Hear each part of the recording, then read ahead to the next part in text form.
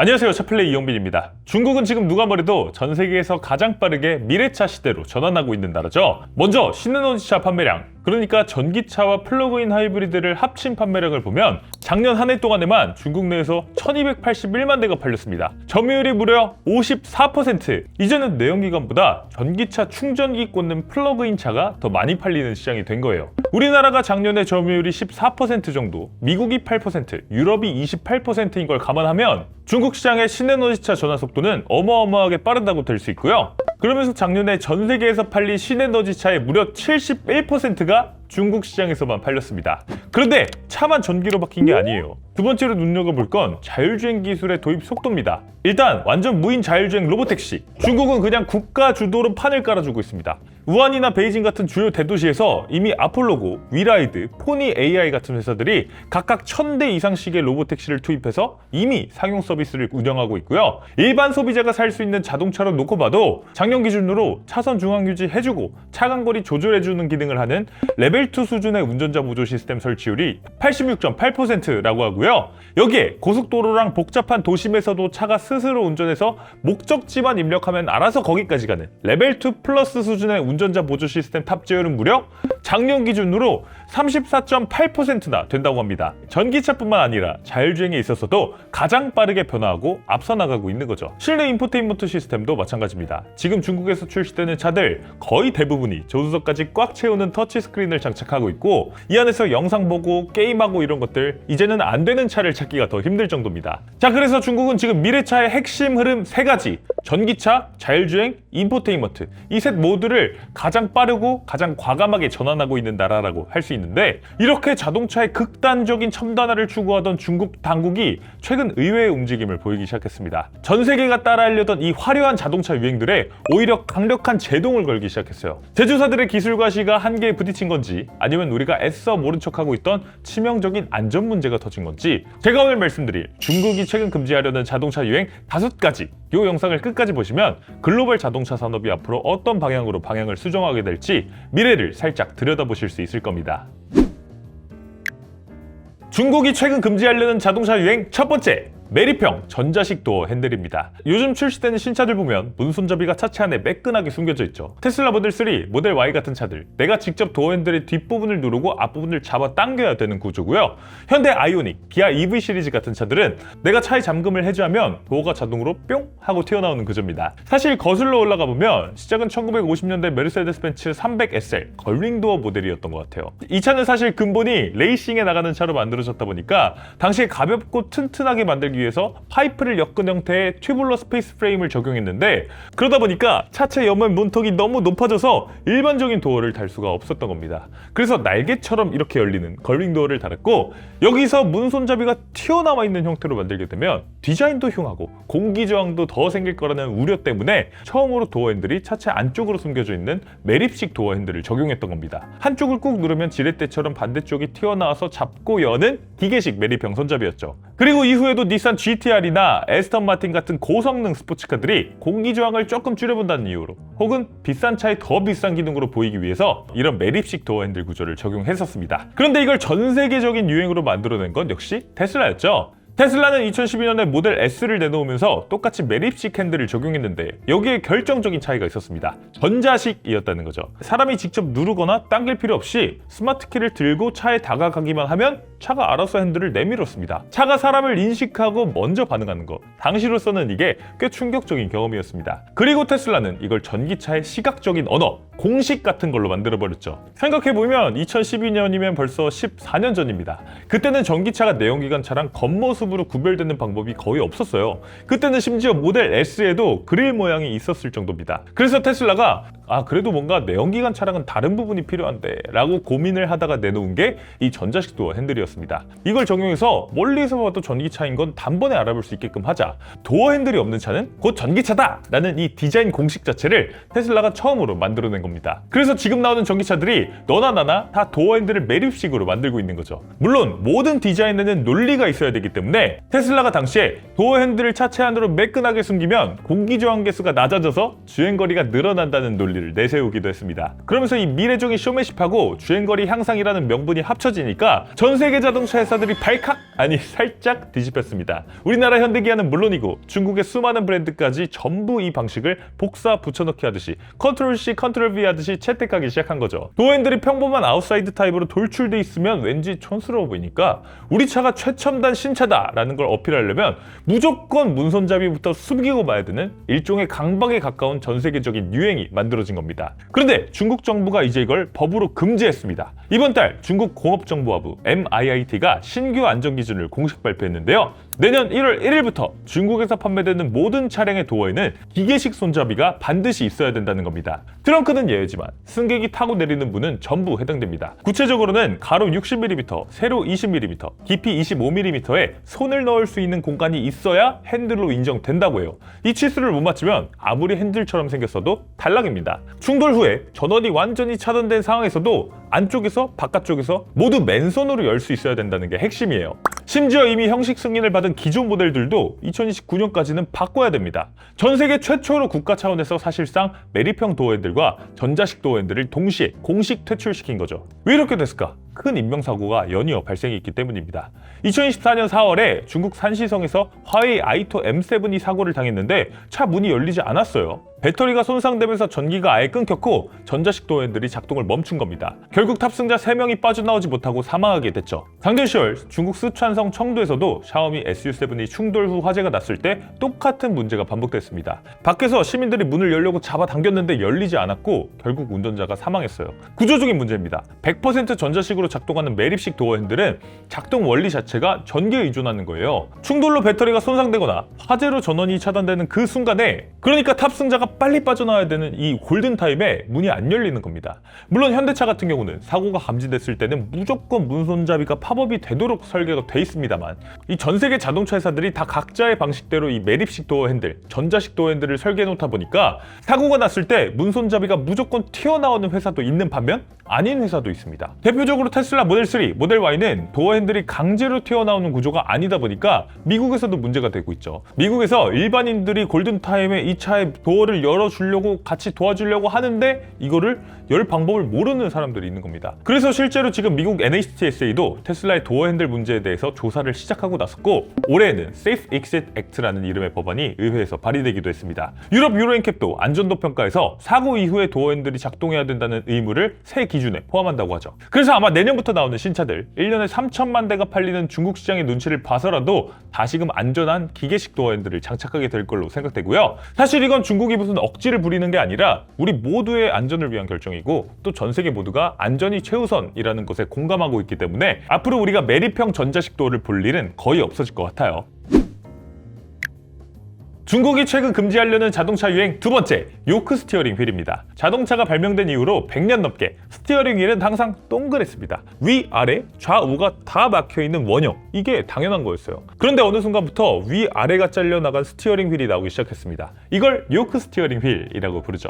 요크는 원래 소나 말에 씌우는 멍에를 뜻하는 단어인데 이 모양이 비슷하다고 해서 붙은 이름입니다. 사실 이것도 시작은 레이싱이었습니다. F1 머신이나 르망 하이퍼카 레이스카를 보면 운전대가 네모나거나 납작한 걸 보셨을 거예요. 레이싱카는 운전석 공간이 극도로 좁고 계기판을 한눈에 봐야 되고 핸들을 여러 바퀴 돌릴 필요가 없는 낮은 스티어링 기어비가 적용돼 있기 때문에 위 아래를 잘라낸 형태가 훨씬 유리합니다. 그래서 수십 년 전부터 레이스카에는 이미 각형 혹은 요크형 스티어링이 쓰이고 있었죠. 이걸 양산차에 처음 본격적으로 적용한 건 역시 테슬라였습니다. 2021년 테슬라가 모델 S와 모델 X를 페이스리프트하면서 요크 스티어링 휠을 기본 탑재했는데 테슬라의 논리는 이랬습니다. 어차피 FSD가 발전하면 운전대를 막 이렇게 크게 꺾을 일이 줄어드는데 그러면 위아래가 막혀있을 필요가 없고 오히려 여기를 잘라내면 전방 시야도 넓어지고 인테리어도 미래지향적이지 않냐 라는 거였죠. 실제로 테슬라 요크 스티어링 휠 공개 당시에 실내 사진이 전 세계로 퍼지면서 이게 미래 자동차 인테리어의 모습이지 이거지 라는 반응이 쏟아졌습니다. 그래서 이후 렉서스 RZ나 메르세데스 벤츠 EQS 프로토타입이 스티어 바이 와이어 적용 차량을 공개하면서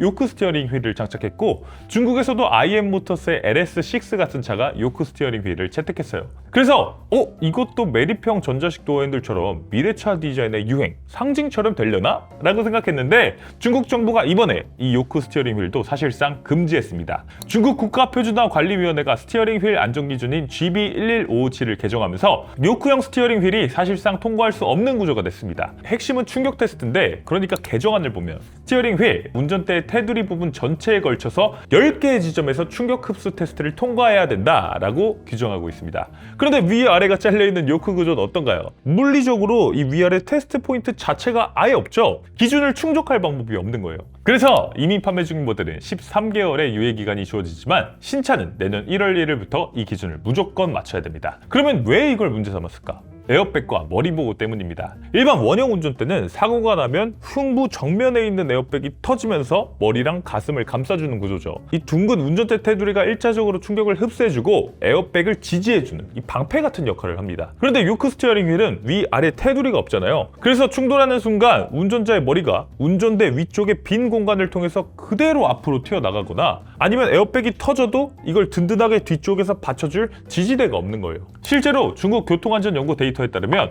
교통사고 부상의 무려 46%가 스티어링 메커니즘, 그러니까 조향장치와의 충돌에서 발생한다고 합니다. 그런데 여기서 방패 역할을 해야 될 테두리를 잘라버리면 더 큰 피해가 일어날 수 있고 그 피해는 고스란히 운전자에게 돌아오게 되겠죠. 또 안전 문제에 더해서 실용적인 문제도 없지는 않았을 것 같습니다. 스티어 바이 와이어라고 해서 물리적인 샤프트 없이 조향이 되는 방식. 그래서 스티어링 기어비를 자유롭게 마치 사이버 트럭처럼 저속에서는 5도만 돌려도 바퀴가 1도 돌아가고 고속에서는 일반 차처럼 12도를 돌려야 바퀴가 1도 돌아가고 이렇게 만들 수 있는 차라면 괜찮지만 그런 스티어 바이 와이어 기술이 적용되지 않은 차는 좁은 골목이나 주차장에서 핸들을 크게 꺾을 때 조작이 불편하고 직관적이지 못합니다. 원래대로라면 손을 교차해서 이렇게 삭삭삭 이렇게 스르륵 넘겨야 되는데 요크는 손을 허공에다가 허우적거리게 되죠. 조작이 불편하다는 건 곧 안전하지 못하다는 뜻이기도 합니다. 테슬라도 항복하고 2023년에 원형 스티어링 휠을 다시 추가해줬죠. 결국 요크 스티어링 휠은 자율주행이 완성된 미래 혹은 최소한 스티어 바이 와이어가 다 적용된 미래를 전제로 설계된 물건이라는 겁니다. 아직까지 대부분의 차들이 직접 핸들을 잡고 주차를 해야 되는 현 시점에서는 멋있어 보이는 디자인이 안전, 편의성 모두를 희생시키고 있다고 중국 당국은 판단한 거죠. 아직 미래는 오지 않았다. 지금은 멋부리지 말고 기본 안전부터 챙겨라 라는 의미가 내포되어 있다고 할 수 있습니다.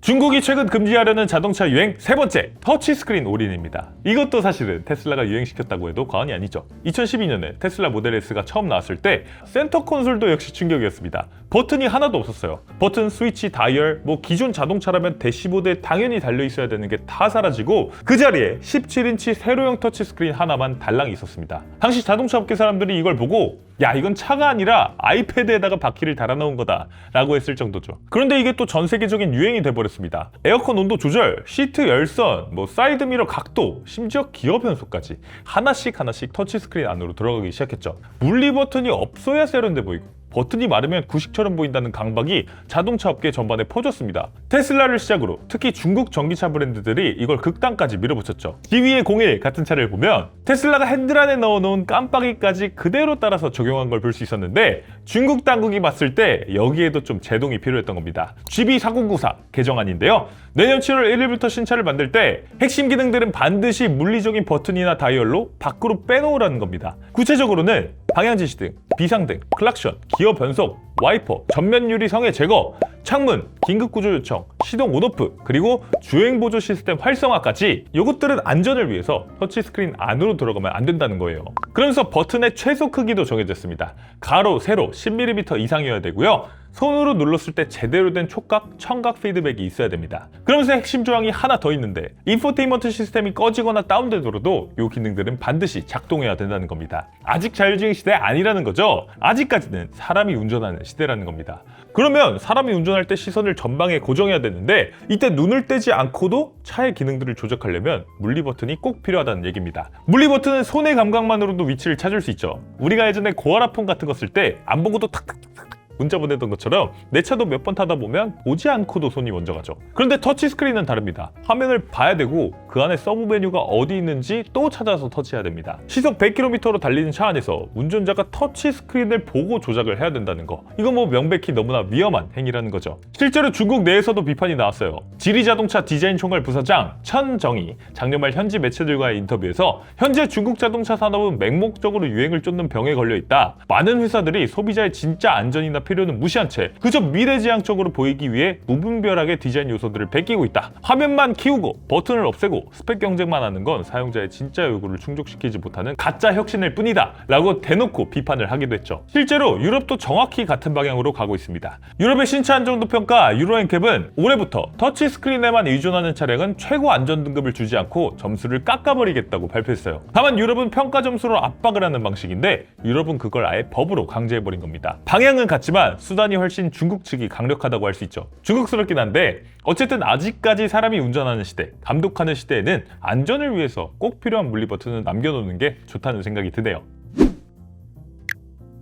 중국이 최근 금지하려는 자동차 유행 네 번째, 미친 제로백입니다. 전기차는 가속 성능이 내연기관차보다 압도적으로 뛰어나죠. 물론 6기통, 8기통, 12기통 엔진이 달린 차라면 얘기가 달라집니다. 이런 억소리가 절로 나는 차라면 내연기관차도 당연히 가속 성능이 뛰어나지만 우리가 가장 많이 사는 차 가격대 4천만 원, 5천만 원대의 차에서는 압도적으로 전기차의 가속력이 뛰어납니다. 전기 모터는 페달을 밟는 그 순간 최대 토크가 즉각적으로 나오기 때문에 구조적으로 출발 가속이 훨씬 빠를 수밖에 없죠. 그래서 전기차 브랜드들은 이걸 마케팅의 핵심으로 두었습니다. 제로백, 그러니까 시속 100km까지 도달하는 시간을 얼마나 줄이느냐가 곧 기술력의 상징이었어요. 테슬라 모델 S 플레드 2.1초, 현대 아이오닉 6N이 3.2초, 샤오미 SU7 울트라는 1.98초 뭐 등등 수억짜리 슈퍼카에서나 나오던 숫자들이 이제 일반 소비자가 살 수 있는 전기차에 붙기 시작했습니다. 그래서 사실은 위험해졌어요. 단순히 도로에서 과속하는 사람들이 더 많아져서 위험해졌다는 게 아니라 내가 의도한 것보다 차가 훨씬 빠르게 가속되는 상황,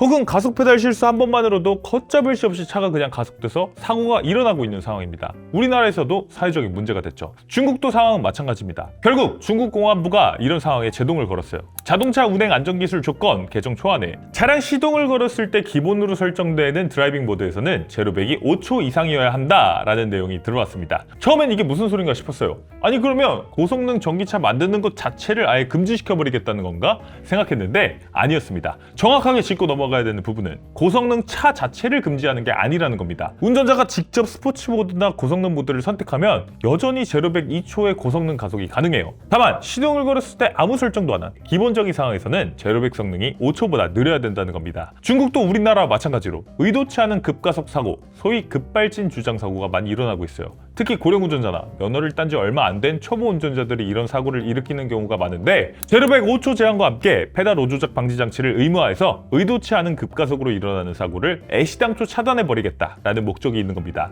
이건 우리나라에도 좀 필요한 규제가 아닌가 싶어요. 이 규제가 겨냥하는 건 성능 자체가 아닙니다. 운전자가 의식적으로 선택하지 않은 상태에서 폭발적인 가속이 기본가스로 깔려있는 게 문제라는 거예요. 우리가 페라리 스포츠카를 사면 자연스럽게 조심하게 되는데 겉으로는 평범한 세단처럼 생긴 차가 아무 예고 없이 2초 안에 시속 100km를 찍는다는 것 자체가 위험 요소라는 논리죠. 고성능을 선택할 자유는 보장하되 그로 인해 의도치 않게 일어나는 사고는 막겠다라는 취지인데 이런 규제는 고령 운전자가 많아지는 국내에도 적극 도입됐으면 좋을 것 같네요. 중국이 최근 금지하려는 자동차 유행 다섯 번째, 자율주행이라는 단어와 무선 OTA입니다. 앞서 살펴본 네 가지는 전부 하드웨어였죠. 도어 핸들, 스티어링 휠, 물리 버튼, 가속 성능. 그런데 마지막 다섯 번째는 좀 달라요. 중국 정부가 마지막으로 금지한 건 기능이 아니라 표현입니다. 작년 4월 중국 공업정보화부 MIIT가 중국 내 자동차 60개사 대표들을 한자리에 불러 모았다고 해요. 그리고 지금 당장 자동차 광고랑 마케팅에서 스마트 드라이빙, 자율주행, 지능형 주행, 고급 지능형 주행 사용 금지시켜 라는 지침을 내렸다고 합니다. 대신 허용되는 표현은 하나, 결합형 운전보조 시스템, Combined Driver Assist System이라는 말만 쓸 수 있고요. SA 기준 레벨 몇인지를 같이 명시해야 된다고 해요. 진정한 의미의 자율주행이 아닌데 차가 다 해주고 책임까지 져주는 게 아닌데 사람들이 이걸 자꾸 자율주행이라고 믿고 주행을 하다가 사고가 나니까 말부터 잡겠다는 거죠. 실제로 작년 3월 샤오미 SU7이 고속도로에서 시속 97km로 달리다가 중앙분리대를 들이받는 사고를 냈습니다. 승객 3명이 사망하는 안타까운 사고였죠. 그런데 이거 사고를 분석해보니까 이 운전자가 주행보조 시스템이 해제된 줄도 모르고 주행하다가 그냥 앞을 들이받아서 사고가 난 거였어요. 이 시스템을 맹신했던 거죠. 사실 요 시기에는 다른 중국의 많은 운전자들도 시스템을 맹신했습니다. 중국 내에서 자율주행 경쟁이 막 치열해지면서 샤오미든 샤오펑이든 어디든 중국 자동차 회사들마다 이걸 자율주행 기술이라는 말을 써가면서 홍보했고 그걸 소비자들이 그냥 믿은 거죠. 사실 소비자의 잘못만이라고 볼 수는 없습니다. 기술적인 한계랑 마케팅 언어 사이의 간극이 이런 사고를 일으키게 된 거죠. 그래서 중국 당국은 먼저 자율주행이라는 표현을 금지하겠다고 발표했고요. 동시에 OTA 규제도 나왔습니다. OTA는 무선 업데이트죠. 그런데 이 모든 OTA를 규제하겠다는 건 아니고 이 주행보조 시스템을 업데이트하는 걸 규제하겠다는 겁니다. 주행보조 시스템과 관련된 OTA 업데이트는 사전에 정부 승인을 받아야 된다고 해요. 긴급 패치라도 예외가 없고 오히려 기능을 크게 바꾸는 핵심 OTA라면 자동차를 리콜할 때와 거의 비슷한 절차로 업데이트를 처리해야 된다고 해요. 완성되지 않은 소프트웨어를 일단 배포하고 소비자를 베타 테스터 삼아서 조금씩 고쳐나가는 방식을 원천 차단하겠다는 거고요. 나아가서는 중국 당국 차원에서 운전자 보조 시스템의 안전도를 관리하겠다는 의지로 느껴집니다. 사실 이렇게 되면 지금까지 숨가쁘게 달려오던 기술 발전의 속도 자체는 이전보다는 조금 정체될 수 있을 텐데 그럼에도 이런 결정을 내린 거 결국 안전이라는 기반 자체가 무너지면 이 모든 첨단 기술이 그저 아무것도 아닌 모래성에 불과하다는 걸 깨달았기 때문이 아닌가 싶습니다.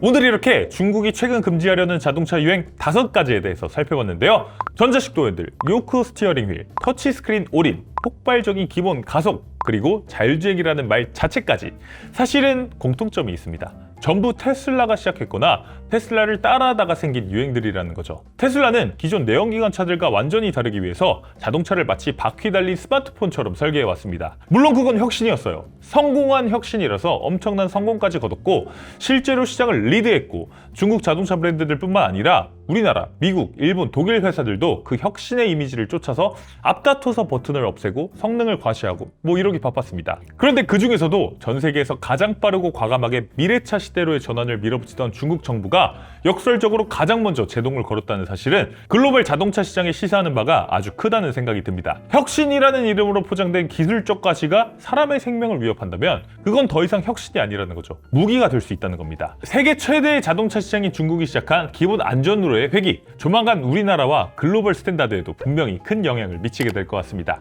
여러분은 오늘 보신 중국의 5가지 규제 중에서 이것만큼은 진짜 당장 우리나라에도 법으로 도입됐으면 좋겠다 하는 게 있으신지 여러분의 솔직한 생각도 댓글로 자유롭게 남겨주시고요. 구독, 좋아요, 알림 설정도 꼭 좀 부탁드리면서 오늘 차 플레이는 여기서 인사드리겠습니다. 이영빈이었습니다. 감사합니다.